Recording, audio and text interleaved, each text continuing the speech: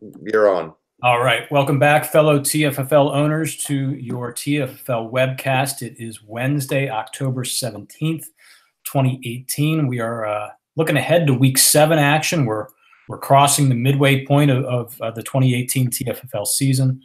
Looking ahead to Week 7, looking back at Week 6 TFFL action. Headlines we're going to be talking about tonight. The Boba Fett's unbeaten streak continues at 18 games now. 18 games. We're hopefully actually going to be hearing from Rob later in the show as a special guest. We're gonna talk about that incredible Amsterdam Packers Lizards matchup in Week 6. We've got Lizards king and ruler Rich Berkman here to share some excitement from that with us. The Sponge Fishermen fall to 0-6 to start the season. Unfortunately for Chief, he's not here tonight to have to keep facing the music on that one. Some big injuries starting to pile up. Devontae Freeman now done for the year, basically a lost season for him. Terry, well done, just as you were hoping to do. Well, yeah. Get out before he starts to break down. Get out before he starts to break down. But I in no way thought it might be this soon, if in fact it is happening. But yeah, tough break. The good news for the Aliens is we've been 3-2-1 without him to this point. So his loss going forward isn't exactly a loss. And if Cook continues to be injured, you've probably gained a guy you weren't counting on in Murray. So yep. And so that's another injury item here. Both Dalvin Cook and Leonard Fournette. These are now multi-week lingering injuries for these guys, who I think it's fair to say now are both very injury prone and presumably they will come back, but posing problems for the Amsterdam Packers right now. New injuries: Cooper Kupp, a receiver, out for I think 2 weeks. Quincy Enunwa out for 3 weeks. Cooper Kupp, a little bit of a ding to the Boba Fett's, but they'll keep rolling. So real quick panel introductions. Terry, our commissioner and managing director of the Mongols. Hello, everyone. Hank, czar and CEO of the K-Wheels, our IT director.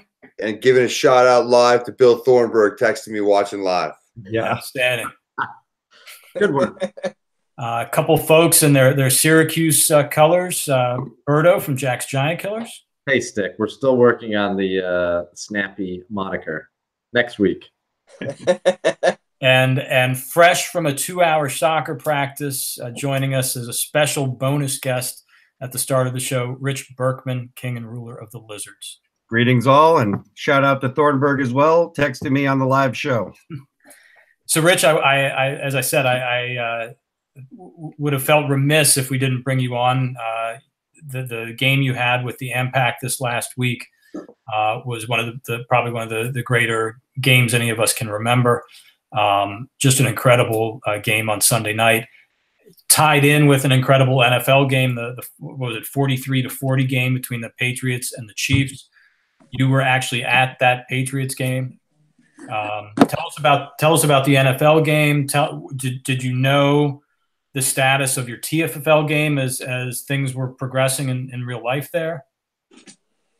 Yeah, so as you can imagine, being a dedicated fantasy football owner for many, many years, as well as a, broad football fan, besides being a Bills fan, a great fan of the game in general. I knew going into that game exactly what was at stake and that it was going to be decided that night. And I knew I was down by about, 8 points, 59-51, something like that. 8 points, yep. And, I was feeling pretty good about my chances with Hunt and Gostkowski. And I was just hoping, I saw the little injury sign next to Gordon most of the week on Ralph's team.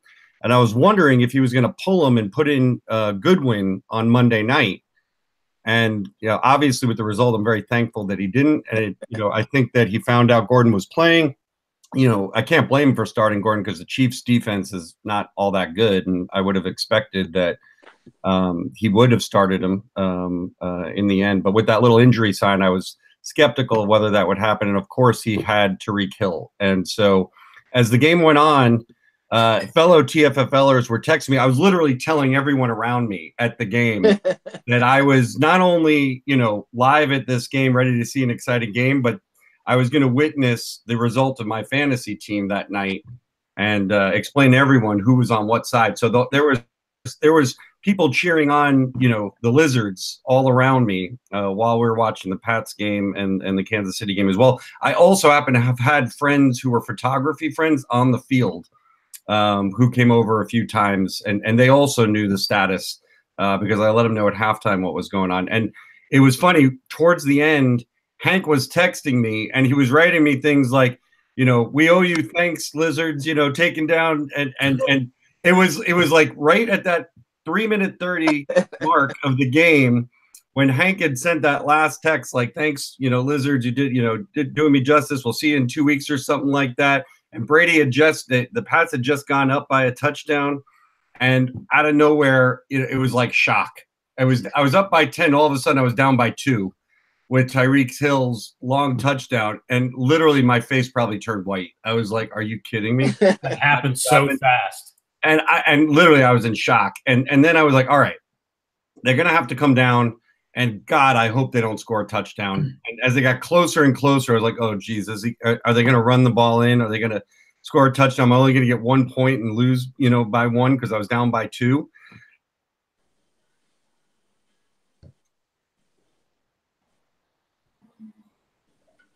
Uh-oh. Permagrin.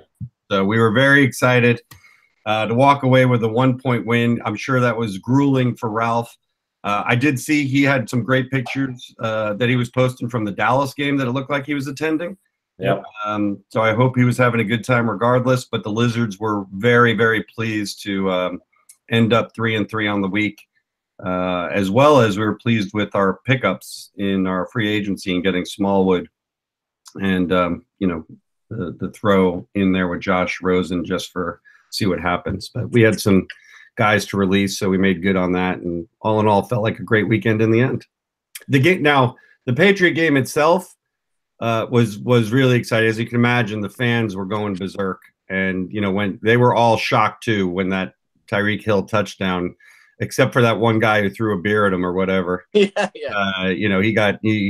obviously got tossed for life, so he's toast, which was a bummer for Tyreek Hill.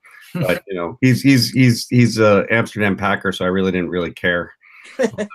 If I could just jump in, I am texting with Berkman literally every 30 seconds throughout this entire last 3 minutes of the game, and I seriously felt like there is no doubt Gostkowski is coming down. He's going to win this game for the Patriots and Berkman at the same time. It's going to happen, and there it was. That's what happened. It was definitely thrilling. It was one of the most, I think I even said, aside from the Pac Bowl win against Berto, that had to have been one of the most exciting wins for the Lizards in a really long, long time. Yeah. It was probably the best NFL game of the year so far, and the Lizards-Packers game is leading in the clubhouse with TFFL. It's on the short list. Nice win. It was a good one. Thanks. There you go. On to the Killers this week. Win again, please. Win again. We're going to give it our best. I am a Lizards fan right now. Let's go, Lizards. You should be rooting for the Killers, frankly, but. Well, yeah, Berto, you're probably right at this point. I probably should be. But you should be give it against the Lizards. Season. Give it an entire season. Nice. Lizards are what now? 3-3? Is that right? We are. We're back to 500. We'll take it. Yeah, I mean, Lizards and Wheels, Phil, are right there. You're right. We're one roster spot change away from being 4-2. Had we made one adjustment week 1, we would have beat Stick, but that's about it. Is what it is. Yep. And frankly, one kick away from being 2-4. Exactly. Yeah. That's the way this game goes, right? Yep. I'm sure you were close to hitting the panic button there, and all of a sudden now you're 3-3 coming off a big win. Giant Killers on tap in week 7 is a game you'll be a favorite in. things turned around in a hurry. I'm hoping so. The one real added kicker that you guys will all appreciate is that on the way out there was a Douglas pen that was just passed to me from some random guy. I was just like, oh yeah, hey, party. Nice. Great for the ride home. That's perfect. That's perfect. Good stuff. All right, Rich. But hey, thank you for joining us on short notice. Congratulations. Yes. Thank you very much. I appreciate the invite. Great game, You guys Rich. have a great rest of your show, and invite me back soon. We'll see you soon. All right, take care. Later, Rich. Cheers. All right, so we'll be bringing Rob Iannuzzi on later in the show, but let's kick things off as always with a TFFL trivia question for you all. So we're going to be talking about division champions a little bit throughout the show, and so the trivia question will hit that theme. I went looking back to see who's been winning divisions recently, and interestingly enough, in 3 of our 4 divisions, every team in that division has won a division title in the last 3 years. Total parity in 3 of our 4 divisions. In that 4th division, one team has won twice and a second team has won once, leaving us with just one team in the entire TFFL that has not won a division title in the last 3 years. So if anybody ever wonders, oh my God, do we have too many keepers? Is it too easy to keep dominating or too easy to get stuck in the basement? Everybody has won a division title in the last 3 years, except one franchise. Name that franchise. 2 points.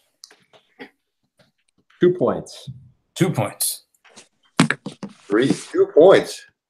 2 points for one answer. I'm just looking for one team name, right? There's one team. All right. There's no getting close here. You either get it or you don't. 2 points. All right. Hank, TFFL standings. Yeah, I'm terrible tonight. This is something I do not have at the ready to show you. So I can tee it up. There are some themes for sure. Please tee it up and let me know. Let me know where we're at. I mean, I've got. I know in the NOCO it's starting to get tight, but you tee it up for me. Sure. So in years past, there's been an issue where nobody has been really out of the playoffs. Even week 9, week 10, and sort of makes it tough to make some big trades. One of the themes clearly here is that we have 3 teams. One that's 0-6, 2 are 1-5, I believe, that are very much out of it at this point, have already indicated they're looking ahead to next season. So that's leaving us with 9 teams, 6 of which I pointed out to you guys. 6 of those 9 teams have 3 wins exactly. 3 of those teams aren't going to make the playoffs as of today. And I think when you boil it all down and look at all the teams with ties, 7-5-1 might kind of be the mark you need to hit to even get that wild card spot. I don't think 6-6-1 is going to do it, and I think a 7-6 team might even get left out this year. And it's going to be tight. And you're looking at the Sponge at 0-6 and the Killers at 1-5, who are probably looking to pack their bags, and the Beavers at 1-5 as well. So you got 3 teams at the bottom that are looking a little bit rough. And you got 3 teams at the top that are looking pretty classy with the Fats and their remarkable win streak, the Devils at 4-1, and the Hams at 4-1-1. And then you got those, the 6 teams in the middle that are all kind of, at 500 or above. You got the Wheels, the Lizards, the Senators, Mongols, Aliens. Who am I missing? That's it. And yes, at any rate, those teams are going to be in a decision-making mode. Do they want to try and make a trade and see if their investments that they expected to pay off later in the season are going to pan out? Or is it something where you wait around and see what happens in the coming weeks? But yeah, moves are going to be made, and there are playoff spots to be had. So you're not going to get to point this out to everybody, so I'll do it for you. The K-Wheels, even at 3-3, are the division leaders in your division. Ralph at 3-3 would be out of the playoffs as of right now. Mm-hmm. Keep it up. Yeah, that's all you need. That'll be a big game later in the year. The next head-to-head matchup. We're going to play in week 13. We'll see if the K-Wheels We'll see if that lasts. I mean, the Fats are are doing well. At 2 games clear in the North in terms of leading. But yeah, you're right. The at 3-3 in the North is not going to get it done right now. So unless you're winning the Eastern Division, I guess. So there's 4 teams in the South still in it, fighting for 3 spots probably. And the North, still got some battles to come in the next 2 weeks as the cross division games take place. We'll see how this thing shakes out. All right, let's get into our roundtable chat. We're still waiting on Rob to join us, but we can table some of the topics that might involve him. Let's start by talking about some quarterback controversies. This is something I know Hank wanted to talk about. I went, just out of curiosity, I went looking through the roster grid, and it is kind of interesting. There really aren't a lot of quarterback controversies out there right now. We talked earlier in the year about the aliens during week 3 having a decision to make when Carson Wentz first came back, and I made the right decision by sticking with Stafford for another week. But that has not been a controversy since. We've talked about the Lizards making a controversy for 1 week by putting in Case Keenum in week 2. That didn't work out so well for them. Didn't work out again in week 4 when they had to play Keenum on Cam Newton's bye week. So that's not really a controversy anymore. But Chief, who is not joining us tonight, I think he's watching though, has made a controversy within his franchise, or Baker Mayfield has made that controversy. It's now Mayfield or Andrew Luck. Chief started the wrong one in week 6, starting Mayfield over Luck. And I believe both Terry and Phil and even the fantasy journalists have all made clear that that was the wrong decision. It cost them the game. Hank, should this be a controversy at all? No, this shouldn't be a controversy in Chiefs camp. And just, this is the layup of the week in terms of what are you thinking? Chief pushed a lot of chips in to get Andrew Luck, and he's been here and he's starting to play reasonably well. Mayfield's had a game, but Mayfield has not shown a propensity to be, Patrick Mahomes really light it up, especially with the Browns. It just seemed like such an obvious thing that Luck is your guy, and unless Mayfield really steals the job, and he hasn't yet. It would really surprise me that Mayfield was in the lineup on Sunday, and sometimes you're right. Yeah. Well, I mean, yeah, Luck scored 40 and 25 points the last couple of games, but I think Chief was just looking at it like, Luck was playing the Jets. Is that right? Yes. Yeah. So I don't know, playing the matchups, but Luck did have a couple of good games in a row. Yeah, it's maybe Chief was just looking to, I don't know, get a little mojo, mix things up. I understand that. So he was just trying something new. He's got a new toy, and he said, it's probably a toss-up in his mind. And he said, what the hell? Let me throw this guy in the lineup and see what happens. Yeah. I mean, we talked on the webcast last week. I said that the toughest thing to do is go week to week matchup with the quarterbacks. And I believe Chief's response was, watch me. So I guess he tried it this week, and it didn't work out. And we'll see how he deals with this going forward. I mean, Luck should be playing, I think, in most instances. But for a guy who's played for that number 1 pick several times, there's such a thing as defensible tanking, which may also be in play. Well, yeah. That's a different story entirely. And if that's where we're at with the sponge fisherman, fair enough, and kudos to you. And I know Chief is watching, so shout out to Chief as well. But yeah, I just there's so much that Chief traded in terms of assets a very short time ago to acquire Andrew Luck, and to already be thinking you need to play matchups or take the new toy for a ride. Yeah. What are you doing? No, you start Luck. Let's be honest. It wasn't that short a time ago we've been dealing with. It's only been a short time that Chief has actually been able to play him, but it's been a long, road of frustration. So, you know, I get the point. If that was the straw that broke the camel's back, so be it. You know, it was close. It wasn't outrageous call, but no. Let's fast forward this conversation though to the keeper deadline heading into the 2019 season. Forget about week 6.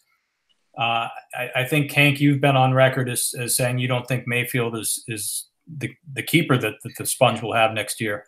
I kind of think the opposite. I wonder if this is the opportunity for Chief to move on from Luck. Yeah, and you know, Mayfield. I think the big issue is going to be which team starts putting better weapons in place for the quarterback, whether it's Luck or Mayfield.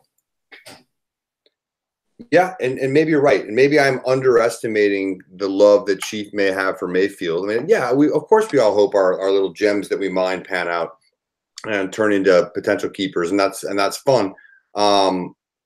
You know, I don't know, and maybe you want 2 good quarterbacks. I mean, who doesn't? But I think you really want one that you know you can count on, and you want to build your team around. And you know, and I'm saying this fully admitting that I currently have Phillip Rivers in my lineup over Deshaun Watson, who's my love.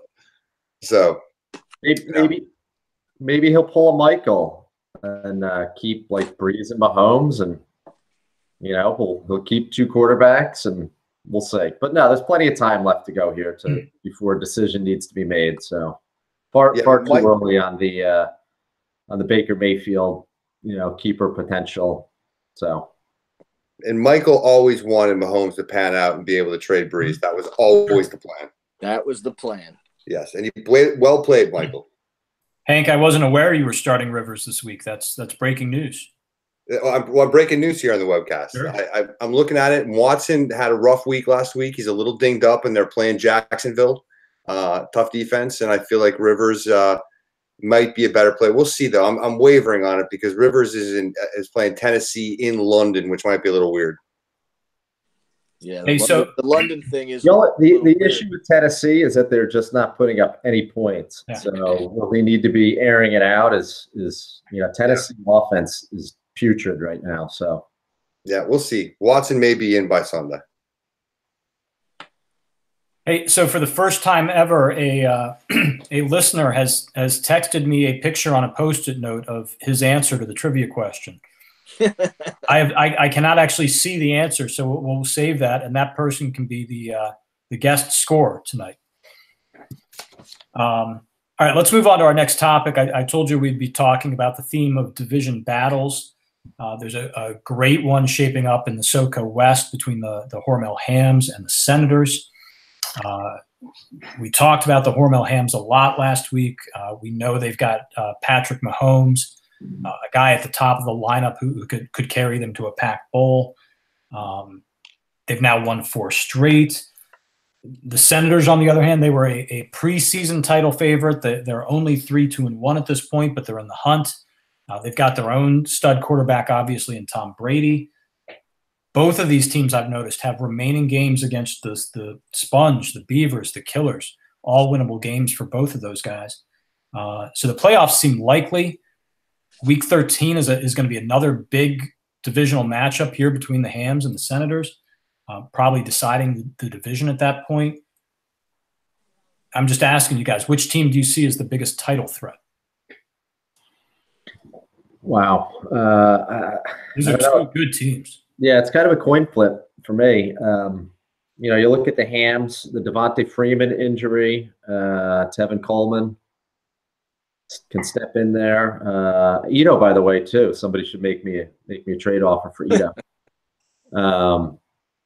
So you got Tevin Coleman maybe on the rise a bit. Certainly, Sony Michel is ascending. David Johnson's actually getting in the end zone now. Jimmy Graham is scoring. They still have Antonio Brown and Mahomes. I guess, you know, the concern is Mahomes' trajectory for the rest of the season. Is he going to keep doing what he did, or will he cool off a little bit? So, you know, that could have an impact. But I think even if he does cool off a little bit, I think the Hams are still very good team, and they've made some good moves. And the Sens, I mean, you know, I guess Gronk is a bit of an annoyance, I think, for Crames right now. So almost to the point of, Kevin texted me and basically was lamenting that whether Gronk is, an automatic starter every week. So that's not good. But I think Gronk is going to get his points and he's going to score. Deion Lewis hasn't been much help. Mark Ingram stealing touchdowns is not good for Kamara. But this team is still very good. So, Stick, I know I've talked a lot there, and I'm still not answering your question. So I really can't, because to me it's a coin flip. But I will go with the team that is leading the division right now and say the Hams. It is a tough question. This is going to be a great division battle, I think, all year round. Yeah, I agree that I think the Hams will end up coming out with this, just because I think Mahomes and Coleman and Johnson and Michelle, that's a strong top of the lineup. And even though the receivers are maybe not that great, you got Antonio Brown that's right there. Yeah, I think the Hams are going to end up being really good. And the Suns have done a really good job putting together a scrappy bunch of players, and they'll be in it. But I think Senators are probably gonna have probably are more open to injuries with Gronk, and I feel like his running backs are a little fragile with Mixon and Kamara, but we'll see. I think the Hams will end up on top here. I'll throw this out there too. You could throw both Crames and Michael into the hat for in the early goings here for GM of the year, due to the moves that both of those guys have made. And Fats too. They've made a lot of moves. I think the Sens the last couple of years with picking up a whole bunch of guys that they got, and finally a couple draft picks panning out for them, early draft picks. But they made some good trades too, and certainly we've talked about what Michael has done with the Hams and the Breeze Mahomes situation, but some other things they did as well. So they've both done a really good job with their teams. And real quick, I think you just hit on a key point there, which is trades. In terms of answering my original question, the guy who ultimately wins this division might be the franchise that makes the best trade down the stretch here. Both of these guys are prone to making big deals, so we'll see what they can pull off. Ito could be a difference maker. Wait, speaking of trades, we forgot to mention this. So there was a pre-webcast trade. Oh, pre-webcast that was executed between the Killers and the Mongols. Small trade. So Killers sent Frank Gore and a 13th to the Mongols for a 6th and Vinatieri. There you go. Thank you, Berto. Is Gore starting for the Mongols this week? I don't know. I mean, every week I've said Berto is, we've been talking about Frank Gore for a little while, and I just resisted it. I'm like, Gore's not going to keep getting the carries. He's not going to keep getting the carries, and keeps getting the carries. So, this is, and Gore had value for one team, which was the team who had Drake. So protect myself, and we'll see. Yeah, I'm not excited about it, but you gave up a 6th. I think it's a fine cost. And all this makes me feel better about Devontae Freeman, because Kenyon Drake has done nothing. Garoppolo's injured, has done nothing, and Watkins you traded away. Yeah, and Watkins helped get me Breeze. Yeah, that worked out. Yeah. My only concern is having enough running backs that can actually start from week to week. So I do have to watch that. But other than that, what was Terry's term? Defensible tanking. Yeah.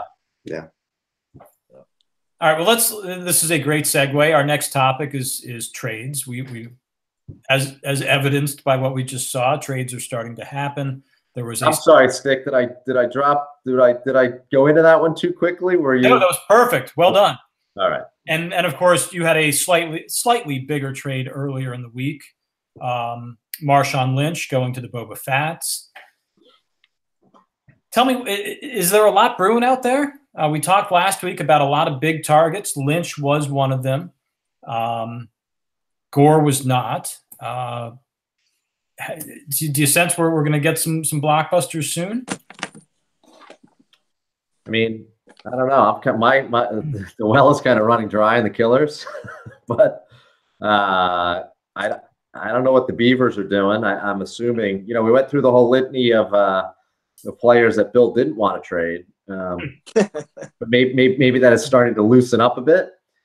And I don't know about Chief. I have to think that Chief has already approached a couple owners. Maybe he hasn't. Certainly, I wouldn't be one of those. So I'm not in the know on that. But you have to think that there's a couple guys on the sponge that Chief has been shopping. Yeah, I think there'll be another couple trades that break here, and then there's going to be a couple other teams. It seems like a lot of teams are going to hang around though. So maybe it'll be a little bit later this year.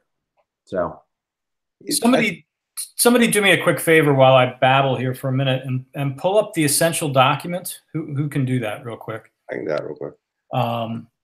What I want you to be able to pull up by the time I'm done talking here is I want to know who's missing top picks already in 2019 and who therefore may be less likely to try to pull off a big trade down the stretch here.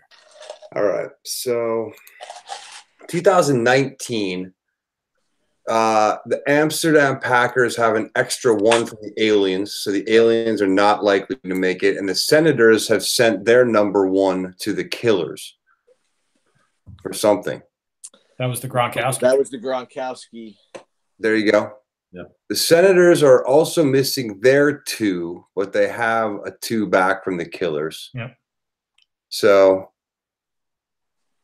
yeah, that's okay. Let's see. Who else would be? If you look at the AmPack have an extra one, so they could be a trade team that would maybe acquire somebody if they want to go. The Hams have got an extra second from the Mongols. Yep.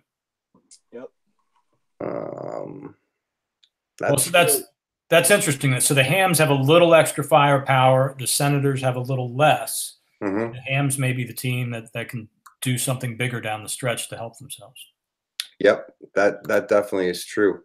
Going back, sorry, before we got off on that, we're looking at the Sponge. Sponge, I think they do have a team that's got some assets. I think guys like Isaiah Crowell, Aaron Jones could probably be available, and guys like Fitzgerald, Deshaun Jackson. I think those kind of guys could be had to somebody who wanted to try and bolster things a little bit.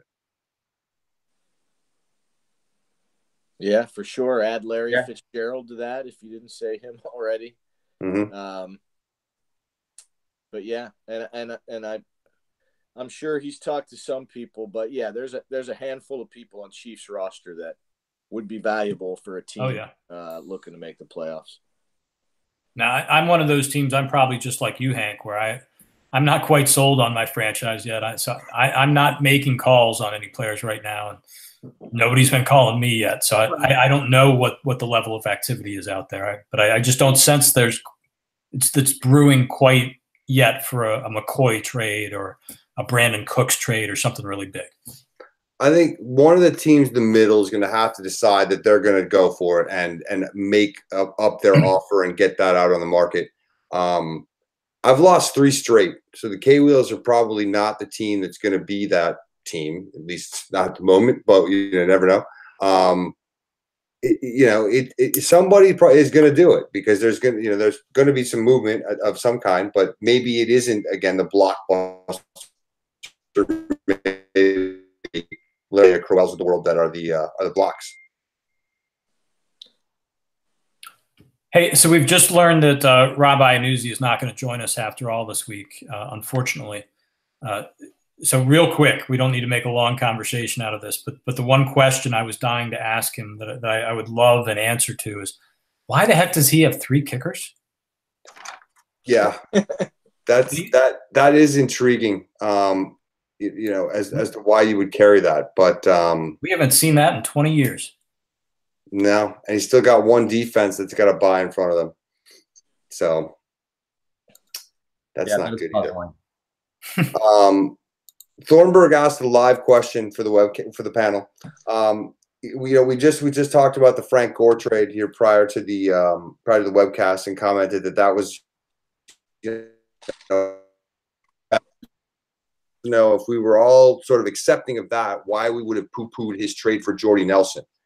And I don't remember exactly what the trade for Jordy Nelson was, but without looking at it, I can tell you, Thornburg, that Frank Gore is a running back who will get carries and you can start, whereas Jordy Nelson is an aging wide receiver who counts on his speed, that plays for the Raiders, that maybe at best is a fringe third receiver, but you probably got a better option on your bench. So that's the difference to me. So that's why that's why you take a little bit of heat for trading for the Jordy Nelson deal. And there you have it. All right, last topic for the roundtable. Let's talk about the Amsterdam Packers. I always like to hone in on at least one franchise during our roundtable chat. We talked about a particular division earlier, but the Amsterdam Packers are an interesting case right now. They're 3-3, as we've noted. Their only wins are against the Killers, the 1-5 Killers, the Beavers, the 1-5 Beavers, and the Mongols, 3-3, right? Not the most impressive list of victories. Technically, they're out of the playoffs if they were to start today. Looking ahead on their schedule, they have the Fats, the Aliens, the Hams, the Senators, all in the next 5 weeks. These are 4 good teams.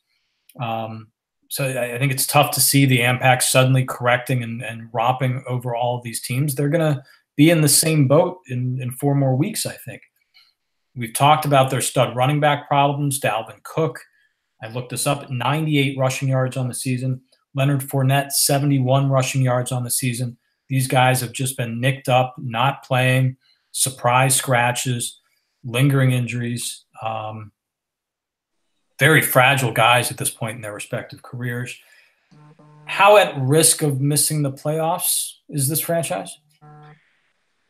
This very, potentially very dominant franchise on the outside looking in as of right now. So, I mean, and everything he said is accurate about the record and everything else, but and the injuries, but they just put up 87 points and lost. They're averaging close to 76 points a game. They put up 87, 90, 89, 76 points in games. So it hasn't translated into a winning record for them. And you're right, they have played maybe some of the weaker teams, but they're still getting it done. They're still putting up points. They finally have moved away from Russell Wilson, which I think we were all, have probably questioned. The Ampac continuing with Russell Wilson, and Matt Ryan has turned out to be a good play. They also were able to get some of the handcuffs to combat some of these injuries. Having yelled big. Yeah, and you look at their wide receivers. I mean, Allen, Hill, and Gordon. That's a good trifecta, and I think Gordon is going to get more involved, and he's going to score touchdowns. So I mean, losing McKinnon and where Fournette and Cook have been, just that trifecta would be, at the beginning of the season would be a dream running back trio for many teams in the TFFL, and just the fact that Ralph has gotten nothing out of them and has been able to put up 75 plus points is a good sign. And but he does need to get. I do agree with you though. Bottom line, that he does need to get something out of Cook and Fournette, I think, and really have them come back to score touchdowns as we get closer to the playoffs and in the playoffs for them to not be a kind of a one and done team. But I do still think, even if they don't progress in the playoffs, I think they're going to make the playoffs. I think it comes down to the division battle with me. I don't think that they're going to make the playoffs via wild card. There's other good teams. Unless they get hot. They do have the talent. As you said, if all of a sudden Fournette returns and rolls and Elliott keeps doing what he's doing and Matt Ryan has nights like he did, but Matt Ryan has been like this. He has boom and bust weeks. And I know Ralph is the biggest believer in Josh Gordon. We'll see it. He has great for years at a time. Let's see how that pans out. But our division is what it is. He definitely has horses to take it, and I guess it's my job to stop him. Yes. Well, they are 3-3, and they have played. But just looking at the schedule, their 3 losses are by a total of 4 points.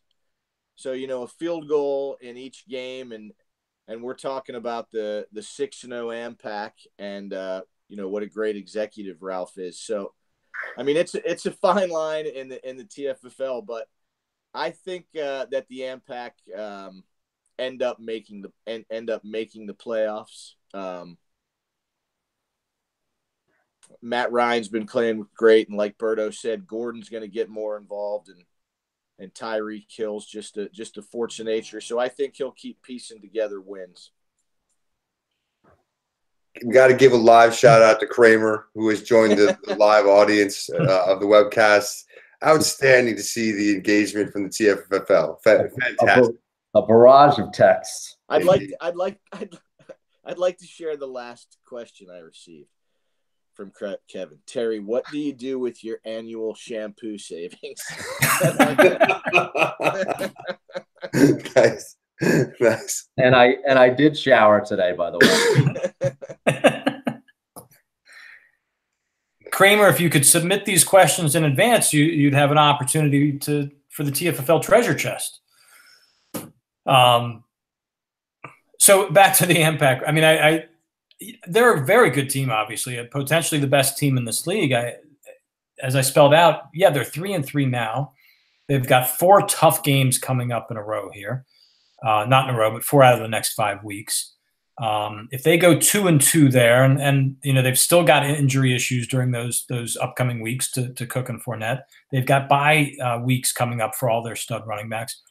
They're not going to go 4-0 against these teams. They may split those 4 games, come out the other end, at 5-5 essentially. I think Hank's right. That game with the K-Wheels at the end, it may come down to, can the AMPAC beat the K-Wheels, get to 7-6 and win that division, or 8-5, whatever but I don't think 7-6 as a wild card is going to do it, and that's sort of where the AMPAC are trending right now. So it may be division title or bust for them, just because of their schedule and these injury issues.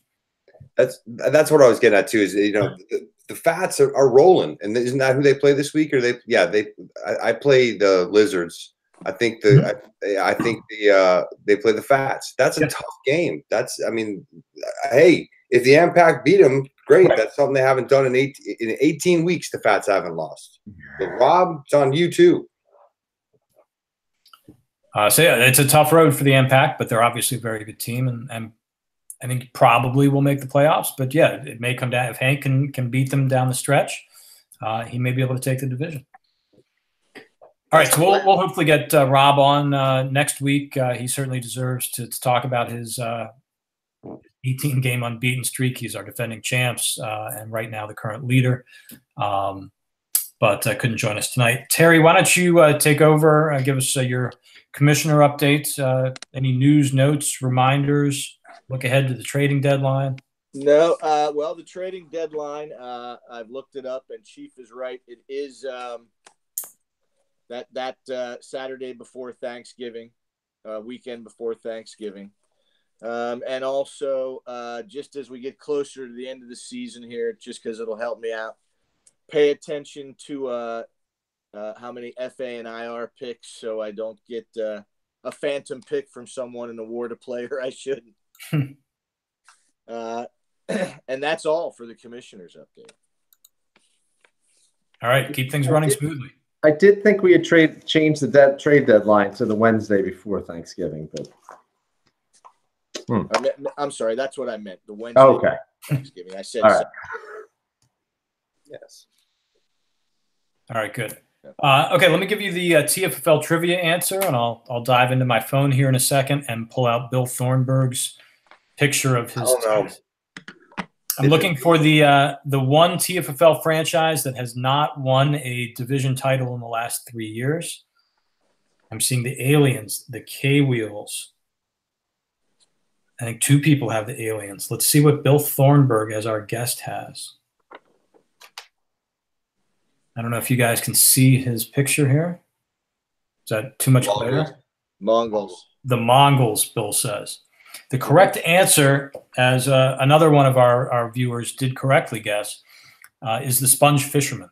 Oh, I almost did that. Nice. Okay. God.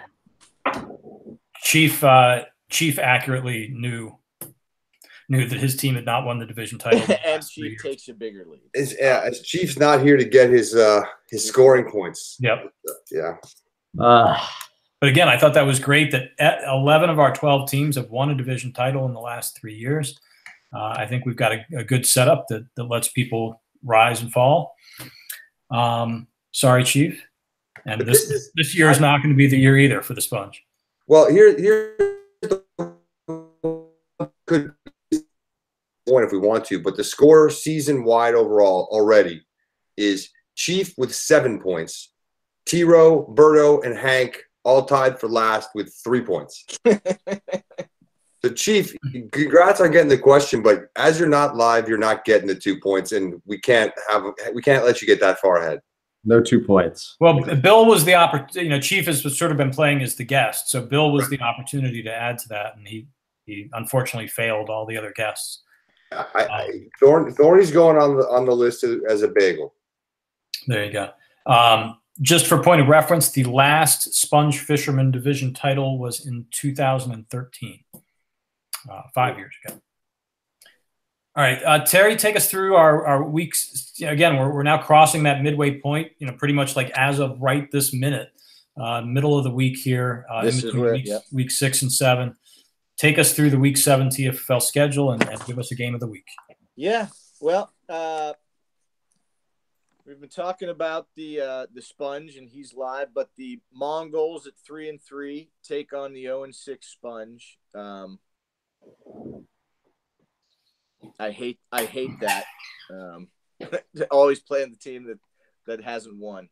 The Wheels and the Aliens in consideration for the game of the week, but didn't make it. That's a big game. It is a big game. Big game. 5-1 Devils at the 3-2-1 Senators. Very important game. Mm-hmm. The Beavers take on the Hormel Hams. The Killers take on the Lizards. And then in the game of the week, the Ampac against the 5-0-1 Frams. Yeah. The Frams, I mean, they should be in game of the week, leaderboard until they lose this streak. They're 18 weeks in a row. Fats, so great. Nice work. I had you this week. I should have beat you this week. You were gettable. I didn't get it done. Didn't happen. Didn't happen. Yeah, 18 game unbeaten streak has to be a record. Archivists, get on that. We need to know about an 18-game win streak at all time. It's got to be. Maybe the Devils did something sort of like that in the early 2000s. Yeah. I'm thinking the Ampac maybe more recently, but I don't. That's probably a record. That's incredible. Yeah. Well, who knows? I think I'm cheering for him this week. Let's go 19. Who is going to make that big trade with the Killers to put them over the top? Besides Frank Gore. Well, you shipped out Marshawn Lynch too, right? Who do you have left to trade? Ito could help a team here. you're starting to run out of assets. Maybe the aliens. I'm sure Hank understands. I mean, I go day by day. I'm thinking aliens are great. We just scored 90 points. I can point to at least a handful of guys that are studs that I'm excited about. And then the next day, more objectively, I look at this team and there's not a lot beyond my top 4 or 5 guys. Frankly, I'm worried about the future. I don't have a lot of young prospects. I don't have a first-round pick next year. I'm not confident enough to make a big trade right now. Live for the now. I've been living for the now a lot in the last year and a half and making a lot of big trades. I think says the guy with 3 13-round picks. No, now I only have 2. You have one. You only have 2. That's right. Yeah, but I think Stick has 4 of them or something. One of those. Because you got Ajayi and the Devontae Freeman trade still to pay for. Well, another good thing about the Devontae Freeman trade is it was just 3 players. There were no picks involved. Oh, nice. Okay. So even if I don't keep Devontae Freeman next year, that's sort of been a wash and won't hurt me long term. But the Melvin Gordon trade, I'm still going to be paying for next year, giving up my first rounder to Ralph, and that's paid off. I'm not too worried about that cost. But I didn't keep Dante Foreman heading into this year, so my first rounder from last year vanished in that sense. My first rounder this year I didn't have, and my first rounder next year I won't have. Nick Chubb is just about to take over. Maybe.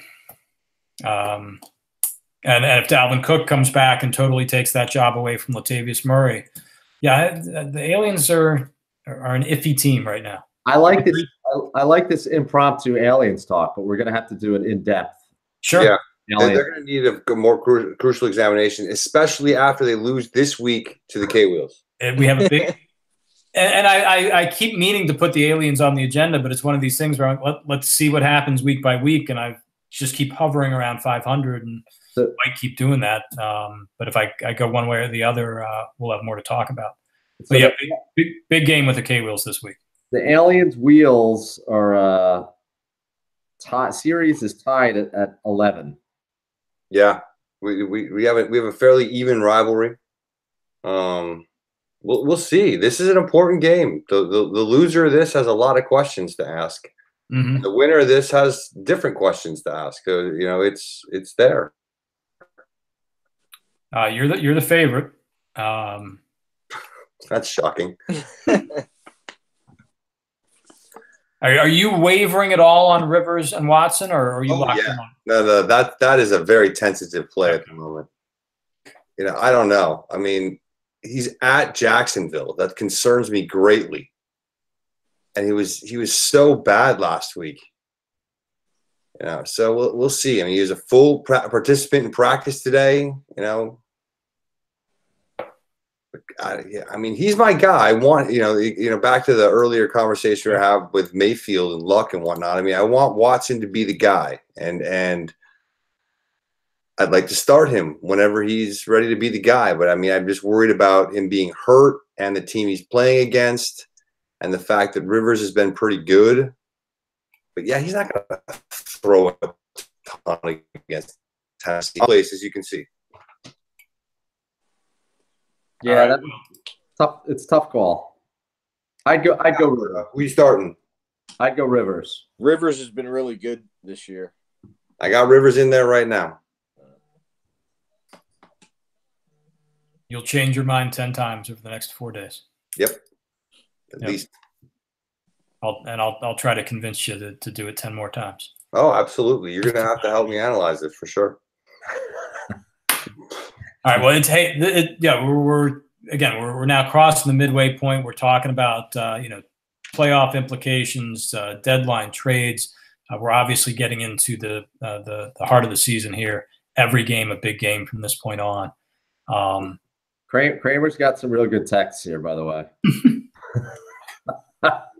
So I think we'll have to dive into the Sens too a little bit further. I feel like we talk about the Sens a lot, but we'll give them their due too.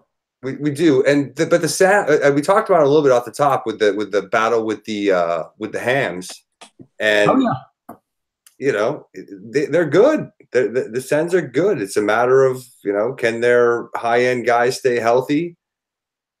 Brady keep holding up? And the Hams are really good too, I think it's worth reading a couple of these texts for the viewing audience. T-Row in 4K HD. Yikes.